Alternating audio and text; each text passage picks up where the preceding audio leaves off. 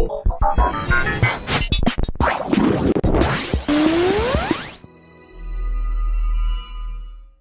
the first week of April and March Madness has reached the Final Four. In the world of Prosper Sports, girls soccer played in round 2 of the playoffs, but unfortunately they did not come out with the win. Both boys and girls golf were also in action. Highlighting all these and more, this is Game Time. We finna be on, grind until dawn. Game Time. Welcome back to Game Time. Today is Friday, April 5th. I'm your host, Brayden Brandvold, and alongside me, we have Maya Peterson, Jesse Eckstein, and Maggie Hale. And let's start off, I don't know if you guys have heard or quite frankly care, but the AAF has been suspended. You're kidding. I can't do this show anymore. No cap. I'm not lying. I can't do this. My question now is, where's Johnny Manziel going to go? Home. He's already been in the NFL, already been in the CFL. Where's he going to go? Possibly XFL. I mean, this guy XFL in 2020. This could happen. What about, what's the guy who plays basketball? LeBron? I think he needs his help on the Lakers. I'm going for the NBA. Johnny Manziel to the NBA. All in favor, raise your hand. I put my hand down. Speaking of NBA, Russell Westbrook had a 20-20-21 game. That's points, rebounds, and assists. First to do it since Wilt Chamberlain. Oh, okay, Maya. Postseason Hating on Russ over there. Well, now let's kick it to highlights from this past week.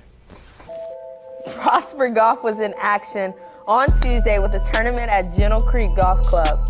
Prosper basketball senior Josh Davis put on a display as a two-sport athlete with a solid 79 on the day. Prosper Golf was all over the course with multiple teams in action, led by seniors Marco Punzo and Cameron Merriman and junior Connor King. The Eagles had a great round of golf and will continue to show out in district.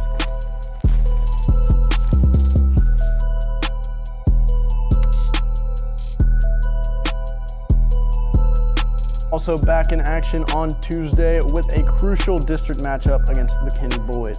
Both teams came into the game with a 5-1 record, and our Eagles were up for the challenge. The game started out as a defensive battle as the Eagle defense played lockdown. In a pitching duel, the game was scoreless through 5 innings until the Eagles put up 3 runs in the top of the 6th, thanks to key hits from Adam Sheriff and Easton Robbins. Caleb Putnam pitched a complete game, only allowing 1 run, and the Eagles won 3-1. The Eagles host McKinney-Boyd in the Eagles' Nest tonight at 7:30 with hopes of extending their record to 7-1 in district. Prosper looks to gain momentum tonight with matchups against district leader Allen Eagles coming up next week.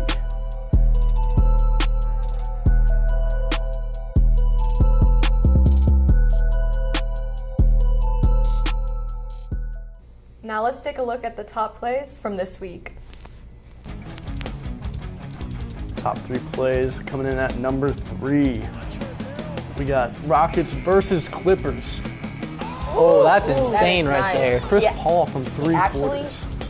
Tied Stephen Curry for the longest shot in the NBA this season. What a shot. I wonder what the overall coming in record is. next up, number 2. Spurs versus Nuggets. Nuggets. Slams it down. Malik Beasley. This could be number 1. That's also Yeah, that incredible. was crazy. Yeah. That's debatable with last but not least. Rangers versus Astros. Carlos Correa with the diving play. And he gets Oh, that's beautiful. We are in Dallas, though. Exactly. Top But I play. think the Whoever made Astros- this, A top play is a top on. play. I think the Astros just did better. After this, I will have your Player of the Week. This is Orson Welles. I'm speaking for the Mercury Theater, and what follows is supposed to advertise our first motion picture. Citizen Kane is the title, and we hope it can correctly be called a coming attraction. With one purpose only, to point out and make public the dishonesty. Come into complete possession. Charles! Is that really your idea of how to run a newspaper? You're making a bigger fool of yourself than I thought you would, Mr. Kane. I've got nothing to talk to you about. Now it's time for me to kick it to your Player of the Week. I'm Maya Peterson, and although the soccer season has come to an end, I felt like it wasn't too late to bring along one of my favorite players and soccer star, Darren. So Me and Darren decided we should have a little bit of fun today. So Darren, I have a surprise for you. I felt like 2 people in this video was not enough, so I decided to invite our close friend, Kelly Trent. Welcome, Kelly. So Kelly, I have bad news for you. I'm gonna be asking Darren questions, and since I'm sore from last video with Alana, I felt like you should stand here and try to catch it. Okay, are you okay with that? It's fine. All right, let's get right into it then. If you could be in any movie, what movie would it be? And who would you play? Come on now. I'd be Black Panther, obviously. Obviously. Obviously. Yeah, go ahead, kind of keep the trend going. If you could be a part of any musical group, what group would you be a part of? Probably the Jonas Brothers. All right, so you're gonna be Kevin, Joe, or Nick? Nick. That's just Nick. Okay. I'm using my left.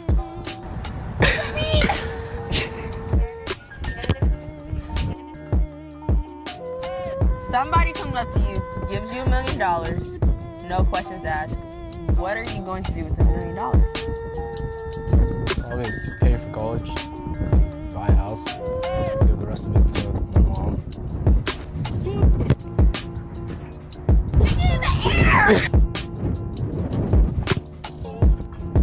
Although we don't really do quotes in our yearbook, if you could have a quote, what would it be? Why was I voted most likely to become a meme? Okay. All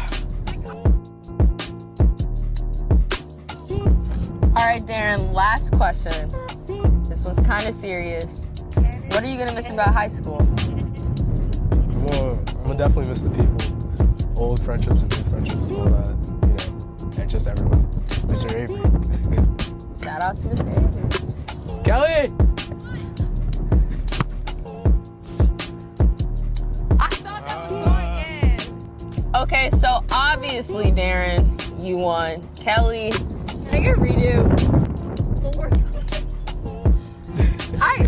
I feel bad because she didn't catch any of them, so let's go ahead and give her her last try.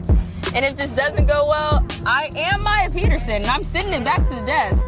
But if she catches it, MVP of the day. So let's go ahead and do it.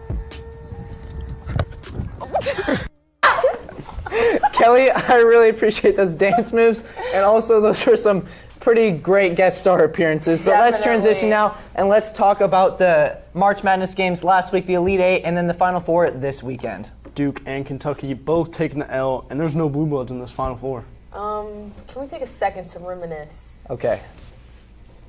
Do you guys remember at the beginning when no one had made their brackets yet, and I said Duke will get out in the Elite Eight? And then I agreed with you, But then what did you do? but yet I still put Duke to win it all. But where's your bracket, Maya? Where's your bracket? Where is mine? Oh yeah, at the top of our group, I think. Yeah. All right. Wow. Good try. Well, Duke finally loses after 2 close calls, and I see Texas Tech and Virginia moving on. Very defensive-heavy championship. That would be pretty cool. I'd be down for that. No, Michigan State is taking it. I don't care what You think Michigan State's going to win it all? No. Or just, okay. Wait. Okay. Michigan State was able to beat Duke, and you think Texas Tech, who was only able to beat Gonzaga, who both of you said wouldn't make it as far as they did? Well, Duke had 4 freshmen. Miss Smith, can you please tell the boys that Michigan State is going to win? Not all of it, but they're going to win. Well, the inexperience with Duke, it was bound to happen, and I think Texas Tech only allowed 69 against Gonzaga. I see them showing out again against. Definitely something I'm looking forward to, and we'll let you guys know what ends up happening next week as we will recap. But unfortunately, that's all the time we have for you today. For Game Time, I'm Braden Brandvold. I'm Maya Peterson. And I'm Jesse Eckstein. I'm Maggie Hale.